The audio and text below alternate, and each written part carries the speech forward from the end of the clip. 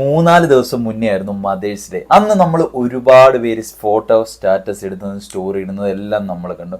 പക്ഷെ ഈ ഒരു ദിവസം മാത്രം ആഘോഷിക്കാനുള്ളതാണോ നമ്മുടെ മദേഴ്സ് ഡേ? ഈ ഒരു ജീവിതകാലം മൊത്തം ആഘോഷിച്ചാൽ മതിയാവാത്തൊരു ഡേ ആണ് ഈ ഒരു മദേഴ്സ് ഡേ എന്ന് ഞാൻ പറയാം. ഞാനൊരു കുഞ്ഞു കഥ നിങ്ങളോട് പറയട്ടെ. ഒരു കുട്ടി സ്കൂളിൽ നിന്ന് വീട്ടിലേക്ക് വരുന്നു. എന്നിട്ട് അമ്മയോട് പറയുന്നു, അമ്മേ എനിക്കൊരു കത്ത് സ്കൂളിൽ നിന്ന് ടീച്ചർ തന്നിട്ടുണ്ട്, അമ്മയെ ഏൽപ്പിക്കണം എന്നാണ് പറയുന്നത്. അമ്മ അപ്പം ആ കത്ത് മേടിച്ച് വായിക്കുമ്പോൾ അമ്മയുടെ മുഖം അങ്ങ് ഭയങ്കര വിഷമത്തിലായി. അപ്പം ആ കുട്ടി ചോദിക്കുന്നു, അമ്മ എന്താണ് കത്തിലെഴുതി? അപ്പം ഒരു ചെറു പുഞ്ചിരിയോടെ അമ്മ വായിക്കുന്നു, ഞാൻ ആ കത്ത് വായിക്കാം മോനെ എന്ന് പറഞ്ഞിട്ട് ആ കത്ത് വായിക്കുന്നു.